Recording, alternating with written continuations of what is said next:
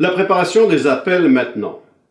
Je dis toujours que la meilleure des préparations permet la meilleure improvisation. Ça ne veut pas dire que vous ayez besoin de vous préparer avant chacun des appels, mais au moins que vous prépariez vos séances de sollicitation. Donc, la première des choses à faire, c'est de planifier vos appels.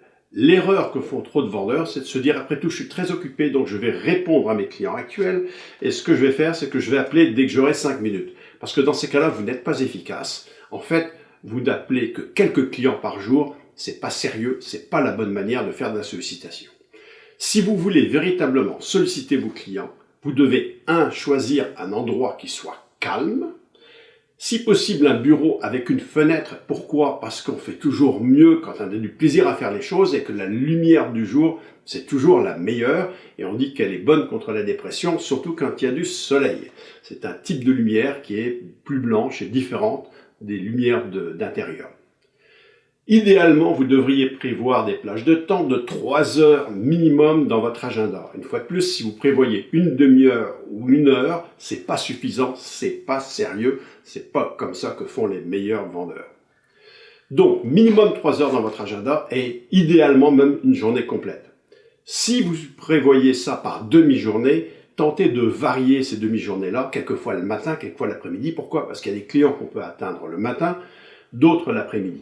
Si vous choisissez ça à la journée, tentez de prendre ça différentes journées de la semaine pour ne pas appeler par exemple que le lundi ou que le mardi, toujours pour être capable de rejoindre un spectre le plus large possible de clients. Si vous avez un choix, évitez le lundi matin. Et le lundi matin, quand il pleut, j'ai toujours trouvé que c'était ce qu'il y avait de plus difficile. Pourquoi? Parce que les gens sont stressés par leur début de semaine, parce que très souvent il y a des comités de direction le lundi matin, donc c'est plus difficile de rejoindre des décideurs. Si par contre vous appelez pendant toute la semaine, tout moment est bon, bien entendu. Donc, à retenir de cette partie, c'est planifier votre sollicitation. Si vous êtes un développeur et que vous êtes à 100% en sollicitation, il n'y aura pas de difficulté. Si vous êtes un vendeur 70-30, 70% d'entretien, 30% de développement, planifiez au moins des plages de 3 heures parce que c'est important d'être concentré, d'être focusé pour dire à 100% sur ce que vous allez faire. Qui appeler quand? Alors bien entendu, ce qui est important, c'est d'appeler les gens à l'endroit où ils sont au moment où vous les appelez. Ça paraît évident, mais malheureusement, c'est pas toujours le cas.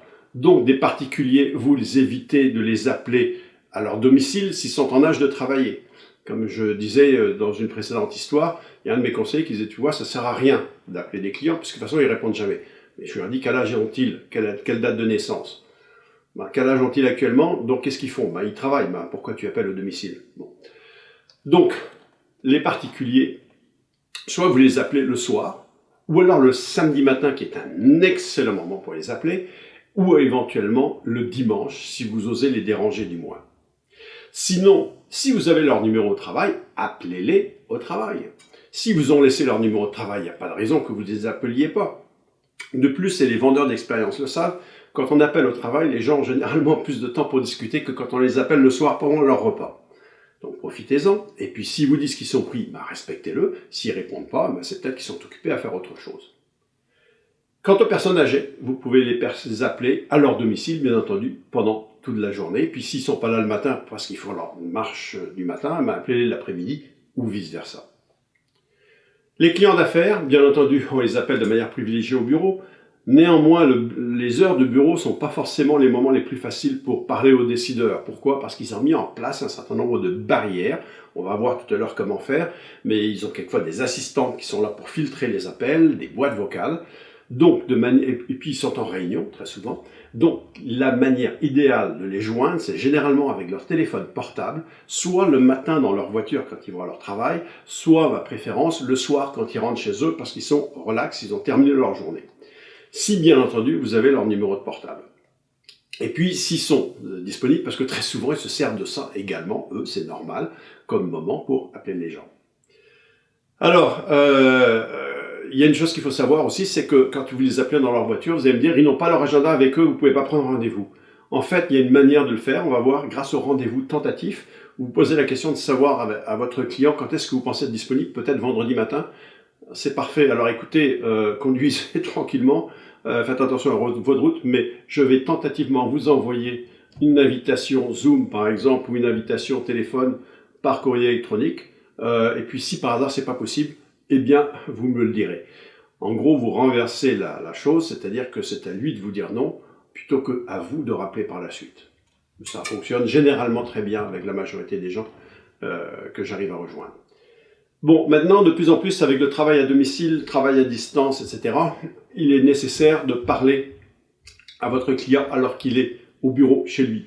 Pour ça, il y a plusieurs possibilités. Soit il y a une connexion de téléphone qui fait que quand vous appelez au bureau, ça arrive chez lui. Première des possibilités, dans ces cas-là, vous vous en rendez même pas compte. Deuxième chose, eh bien, une fois de plus, appeler sur le portable. Et puis, troisième possibilité, actuellement, quelquefois, les entreprises prennent un autre numéro pour le travail à distance, souvent un numéro Zoom, parce qu'ils sont intégrés Zoom ou Teams ou autre chose. Dans tous les cas, ce qui est important, c'est que c'est un jeu d'arriver à parler aux clients, donc tentez de trouver tous les moyens pour arriver à leur parler. Alors, pour les jeunes, il n'y a pas le choix, c'est d'utiliser les textos. Si vous laissez un message, ils ne vont pas l'écouter. Si vous appelez sur le téléphone, ils ne vont pas le prendre. Et puis, si vous envoyez un courrier électronique, souvent, ils ne vont pas le regarder ou un mois plus tard. Donc, pas le choix, vous adaptez et puis vous utilisez les textos. Préparation matérielle maintenant. Comme je vous ai dit, ce qui est important, c'est de bien faire les choses, de prendre du plaisir à faire ce qu'on fait. C'est pas toujours la chose la plus facile que d'appeler, donc facilitez-vous la vie, rendez-la la plus agréable possible, ayez une bonne lumière, on a vu tout à l'heure, parce que la lumière du jour, c'est bon, et si vous n'avez pas de lumière du jour, ayez une lumière abondante, parce que la lumière réveille alors que la pénombre endort. Pensez à prendre un verre d'eau si ça vous donne de l'énergie, ou du café, ou du thé. Pourquoi? Pour vous rendre la vie plus agréable. Il n'y a pas de mal à se faire du bien, comme on dit. Soyez bien assis, ayez une bonne chaise, ayez un bureau dégagé. Pourquoi? Parce que c'est vrai que ça stresse pas mal de vendeurs d'appeler au téléphone. Mais déjà, quand on a un bureau qui est bordélique, excusez-moi l'expression, mais avec plein de dossiers, etc., c'est assez stressant également et on a du mal à s'y retrouver. Donc, retirez tout ce que vous avez sur votre bureau. Ayez un bureau qui soit propre, clean, et puis vous avez normalement juste votre agenda, du papier et un crayon. De telle manière que vous puissiez être efficace et prendre des notes. Et bien entendu, votre CRM ouvert sur la bonne fiche client. Après, vos notes, vous les prenez idéalement directement dans votre CRM, vous n'avez même plus besoin de papier. Mais par contre, ça aide encore quelquefois de temps en temps d'avoir un papier crayon. En fait, ça dépend de vous. Ce que je suis en train de vous dire, c'est donnez-vous toutes les conditions pour être le plus efficace possible. Et bien entendu, vous devez avoir votre liste de clients et de fiches à appeler, que vous puissiez les appeler sans vous poser de questions. Parce que comme je vous avais dit tout à l'heure, c'est entre les appels qu'on perd du temps. Donc vous appelez, vous décrochez le téléphone, et puis vous réfléchissez à ce que vous allez leur dire pendant que vous composez le numéro. Préparation mentale maintenant. Préparation mentale, vous savez, le problème c'est que très souvent les vendeurs manquent de confiance. Pourquoi? Parce qu'ils se disent, je vais déranger quelqu'un, je vais l'appeler, il va me dire non.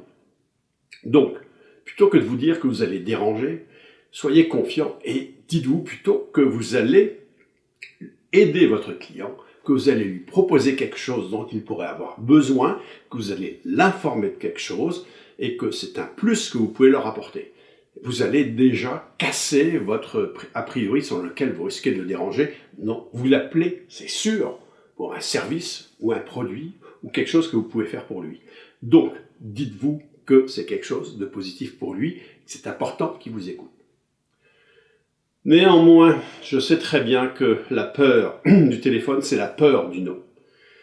Et passer 1 heure à obtenir des noms, et quelquefois c'est une demi-journée, ça peut arriver que ce soit une journée, c'est très rare, mais ça peut arriver. C'est sûr qu'on va travailler tout à l'heure avec des scripts pour voir comment améliorer le taux de prise de rendez-vous, mais c'est vrai que le non finit par devenir stressant et lassant. Donc on va retourner la chose. Et ce que vous allez vous dire, c'est que la vente est statistique, on est d'accord. À un moment donné, il y a quelqu'un qui va finir par vous répondre. Bon. Alors, dites-vous que statistiquement, chaque non de chacun de vos clients vous rapproche de celui qui va vous dire oui. Qu'est-ce que ça veut dire?